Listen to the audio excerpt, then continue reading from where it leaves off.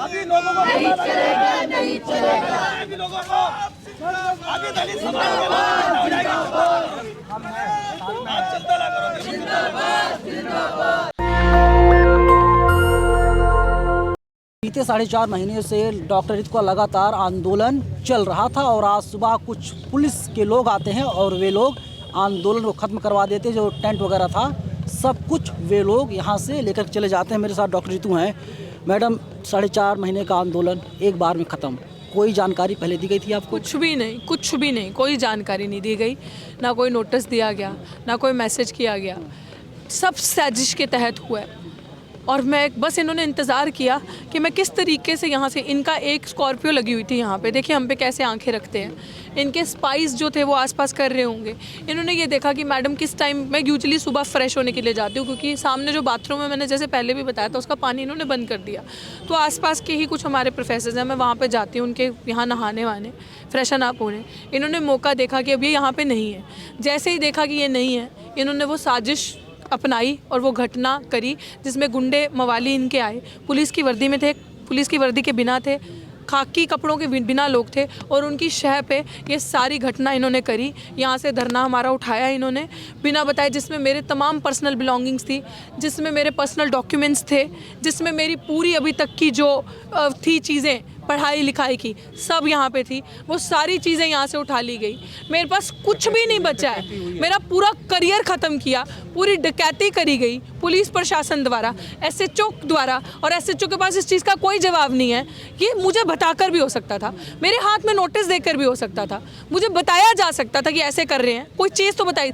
4.5 महीने से हम पीसफुल यहाँ पे बैठे हैं, 136 दिन हो गए आज।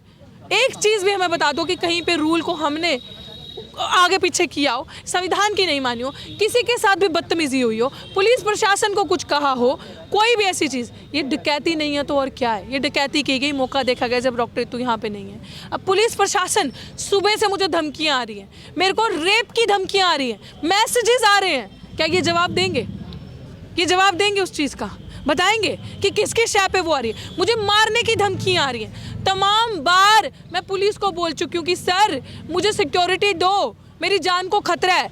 मेरे को जब मैं वीसी ऑफिस जब यहाँ लगा था तो वॉशरूम बंद किया, मैं वॉशरूम जा रही थी तो वहाँ पे भी मेरा पीछा किया गया। मेरा पीछा करके मेरी जान को खतरा, मुझे गंदी गंदी गालियाँ दी गई। उसके बाद जब मैं अंदर जाती हूँ तब इनकी नज़रें होती हैं। 1 सेकंड के लिए भी ये इस तरीके का माहौल बना देते हैं कि कभी भी कुछ भी कर सकते हैं, पीछा करते हैं। ये है दलित महिला का इसमें रहना। इनको आप सोचो कि जब कोई हथकंडा नहीं अपनाया तो इन्होंने इस तरीके से, जब मैं यहाँ नहीं थी, क्योंकि इनको पता डॉक्टर रीतू स्ट्रॉन्ग है, डॉक्टर रीतू झुकेगी नहीं।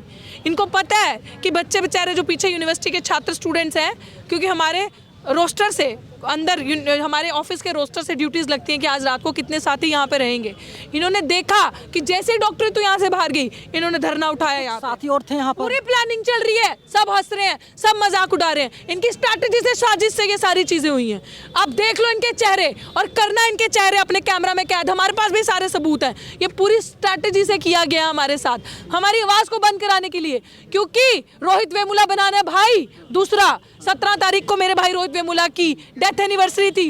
हम उसके न्याय के लिए लड़ रहे थे, उसके न्याय के लिए हमें लड़ना था, उसको इंसाफ दिलवाना था और रोहित वेमुला नहीं बनना था।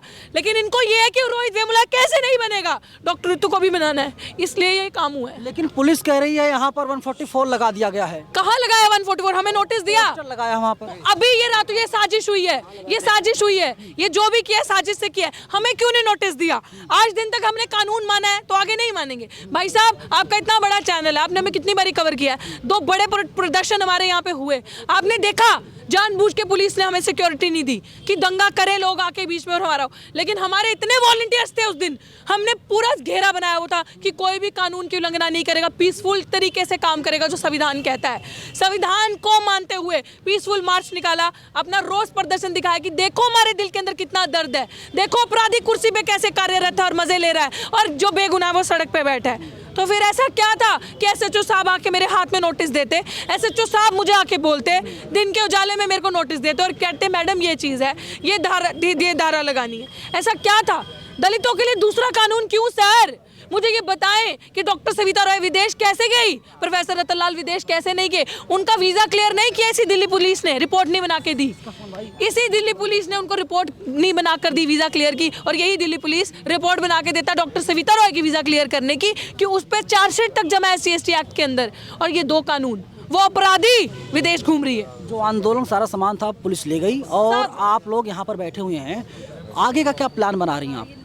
मैं कह रही हूँ यही अब ये जन आंदोलन में बदलेगा। वैसे भी ये जनता तक पहुंच गया था, लेकिन गरीब है ना, लोग घर बार काम छोड़ के नहीं आ सकते। लेकिन अब आप देखोगे 1 इंच भी हिलेंगे नहीं। बाबा साहब यहाँ पर तस्वीर लगाई गई थी, उन तस्वीरों का क्या हुआ, उन फोटो का क्या हुआ? पैर मार के फोड़ी गई है, वो तस्वीर को फोड़ा गया है। पर्चे, जब बच्चों का मुझे फोन आया, जो हमारे यहाँ पे बैठी थी टीम, उन्होंने बताया कि बाबा साहब की फोटो फाड़ के फेंकी गई और उनको गंदी गंदी गालियाँ दी गई, और ये तक कहा गया कि इसके दम पे आंदोलन करोगे, दिखाते हम, मतलब डॉक्टर अम्बेडकर के दम पे आंदोलन करोगे, अब तुम्हें बताते हम इसके दम पे। और पर्ची, उनकी फोटोज फेंक के उनके मुँह पे फेंकी गई। पूरा जो बड़ी प्रतिमा यहाँ 10x8 की लगी थी, वो यहाँ से हटाई गई, बड़ी प्रतिमा, क्योंकि अम्बेडकर की विचारधारा यूनिवर्सिटी में पहुँच रही थी। यूनिवर्सिटी में और घर घर अम्बेडकर की विचारधारा चाह रही थी। इनको यूनिवर्सिटी का भगवाकरण करना है। इनको ये झंडा कैसे लगा हुआ है उधर? ये खाकी वर्दी में, ये लगा RSS का, ये खाकी वर्दी में हमें मारना था। ये खाकी वर्दी में गुंडे आए हैं, ये वर्दी के अंदर बिना वर्दी के आप देखो गुंडे खड़े हैं। ये सब पुलिस की शय पे हो रहा है, ये सब इनकी स्ट्रैटेजी है। एक मजलूम हमारा साथी रात को ना बड़े बड़े डंडे लेकर आ रहा, डंडे मतलब बैम्बूज जो होते हैं जिसपे तरपाल खड़ी होती है। क्योंकि मैं आपको एक वीडियो दूंगी, आप शेयर करना, वो वीडियो दिखाना जरा, वो वीडियो दिखाना मेरे फ़ोन में, वो दिखाना। इधर 100 150 पटाखे चलते हैं सर पूरे, और आग लग गई, बॉम्ब पटाखे इतने बड़े बड़े, इतनी धमक के। यहाँ पे केक सेलिब्रेशन होती है, केक काटा जाता है, मैं आपको दिखाऊंगी। हमारे मैट को आग लग गई, और वो जो तरपाल थी ना, उसके ऊपर जो बड़ी सी वो आतिशबाजी जो करते हैं, वो ऊपर से नीचे आके गिरी और उस पर पूरे छेद हो गए। तो ओस जो होती है ना, वो रात को आपके ऊपर गिरती है, पूरा कंबल, पूरा सर गीला हो जाता है। तो उसके लिए हमने एक तरपाल डालने के लिए वो मंगाए थे। वो मजलूम, वो गरीब जो वो तरपाल लेकर आ रहा था, उसको इन्होंने पूरी रात अरेस्ट करके थाने पर रखा। वो गरीब की क्या गलती थी? सिर्फ इसलिए कि हम दलित हैं, हमारे लिए ये कानून है, इसके बच्चे हम, इस इंसान के, ये गलती है हमारी। इसी की तनख्वाह ले रहे हैं। मंजूर है, कर लो जो करना है। इनको बोलो, मेरी बात मानो, हमारे अंदर अब सच में इतना दर्द भरा है। पुलिस ने यहाँ 3 बस को लगाया है, क्या मतलब? मैं कहती हूँ 10 लगा दें, मार दें। मैं कह रही हूँ लगाओ, फांसी लगाओ। मैंने कहा ना, हो सकता है शूट आउट के ऑर्डर हो। इनको बोलो यहाँ फांसी लगाओ, टांगो, सबसे पहले मेरा नाम लिखो, नहीं डरते, मार दो। वैसे भी मैं कहती हूँ हिम्मत जज्बा नहीं मार सकते, जो इन्होंने करना था कर लिया। डॉक्टर ऋतु की हिम्मत नहीं खत्म कर सकते आप। डॉक्टर ऋतु अंत तक लड़ेगी। डॉक्टर ऋतु नहीं है उन लोगों में से जो चुप हो जाए, अंत तक लड़ेगी।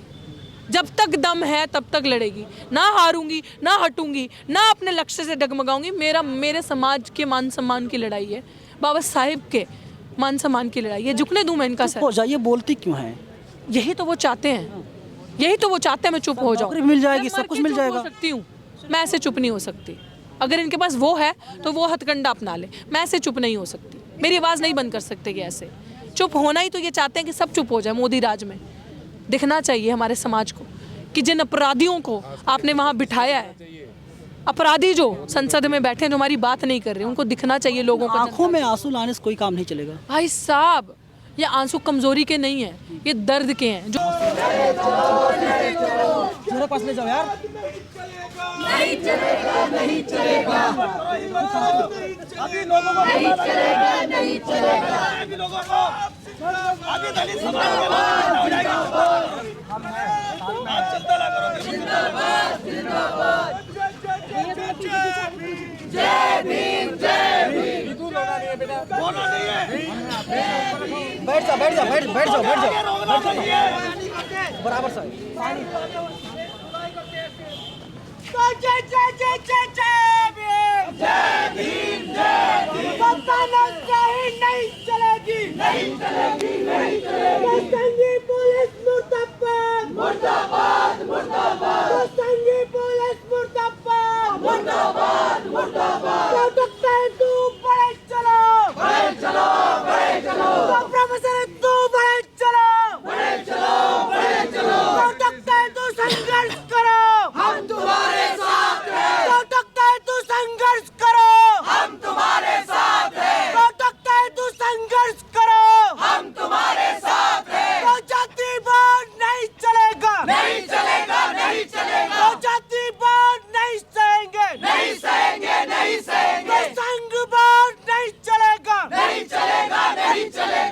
हमारे साथ गुंडागर्दी हुई है, जो हमारे साथ धोखा हुआ, ये उसके हैं। ये आंसू कमज़ोरी के मत समझना। कई बारी टूटता है इंसान, वो इसलिए टूटता है कि सामने से वार करते ना तो ठीक था, पीछे से वार हुआ है। सामने से वार करते मेरे लोगों के साथ क्यों किया? मैं बैठी हूँ ना, मुझे घसीटो, मुझे ले जाओ, मुझे मारो। मेरे साथियों को कुछ नहीं होना चाहिए, मेरे समाज के साथियों को, मेरे लोगों को हाथ नहीं लगना चाहिए। मुझे करो ना जो करना है। इतना डर बाबा साहेब से, इतना डर। मैं कहती हूँ ना, ये बाबा साहेब से कल भी डरते थे, ये आज भी डरते हैं और ये डरते रहेंगे।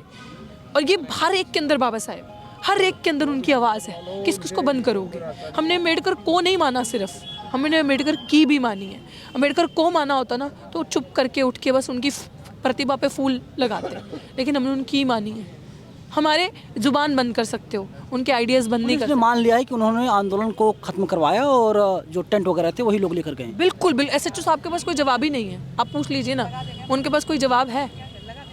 हमारा सामान मंगवाए, पत्रकार महोदय हमारा सामान मंगवाए। आंदोलन चलेगा आगे? बिल्कुल चलेगा सर। एक बार उठाएंगे फिर आके बैठेंगे, उठाएंगे फिर आके बैठेंगे। मौत से ऊपर क्या है, देख लेना आप। चलिए, मौत से ऊपर कुछ नहीं है और आंदोलन चलता रहेगा। आज 136 दिन पूरे हो जाएंगे, लेकिन 135 दिन जैसे पूरे हुए दिल्ली पुलिस, कुछ लोग आते हैं सुबह सुबह तकरीबन 7 साढ़े 7 बजे के आसपास और सारा सामान लेकर के चले जाते हैं। और आप देखिए कि किस तरीके से यहाँ पर एक पोस्टर लगा दिया गया है, 144 लगाई गई है और इसके अलावा पूरे एरिए को खाली करवा दिया गया है। और जो दिल्ली पुलिस के तमाम जवान हैं, आप देख सकते हैं तस्वीरों में कि इन लोगों के हाथों में डंडे हैं और महिला पुलिसकर्मी भी हैं, खुद SHO यहाँ पर मौजूद हैं, इंस्पेक्टर लेवल के कई यहाँ पर अधिकारी मौजूद हैं और यहाँ पर निगरानी बनाए हुए हैं। और हो सकता है अगले कुछ ही देर में इन लोगों को डिटेन भी कर लिया जाए, क्योंकि दिल्ली पुलिस पूरी तैयारी के साथ है। 4 बसों को यहाँ पर फ़िलहाल लगा दिया गया है और जो आंदोलन करने वाले लोग हैं उनकी संख्या बहुत कम है, 10 से 20 के बीच में उन लोगों की संख्या है। ऐसा लगता है कि इस देश में आवाज़ उठाना अपने हक़ की वो गुनाह है और इसीलिए रितु के आंदोलन खत्म करा दिया गया। जब महिला पहलवान, आप याद कीजिए, जब महिला पहलवान आंदोलन कर रही थी, उनके भी आंदोलन को इसी तरीके से खत्म कराया गया था। महिला पहलवानों को ज़मीन पर घसीटा गया था और उनको डिटेन किया गया था। फिर इसके बाद जो है कि अलग अलग थानों रखा गया था। फिर कह दिया गया कि आप लोग आंदोलन किसी भी कीमत पर नहीं कर सकते और अगर आप लोग आंदोलन करने के लिए दोबारा से आएंगे तो फिर आप लोगों को डिटेन किया जाएगा, आप लोगों को अलग अलग तरीक़ों से परेशान किया जाएगा। CA-NRC में ऐसे ही हुआ था कि दिल्ली पुलिस आती है ट्रक लेकर के और इसके बाद जो आंदोलन के सामान थे, जिसमें टेंट, डंडे वगैरह थे, सभी सामान को दिल्ली पुलिस लाद कर लेकर गई थी। और ऋतु के भी आंदोलन में ऐसे ही दिल्ली पुलिस कुछ जवान आते हैं और ये लोग सामान को लाद करके यहाँ से लेकर के चले जाते हैं।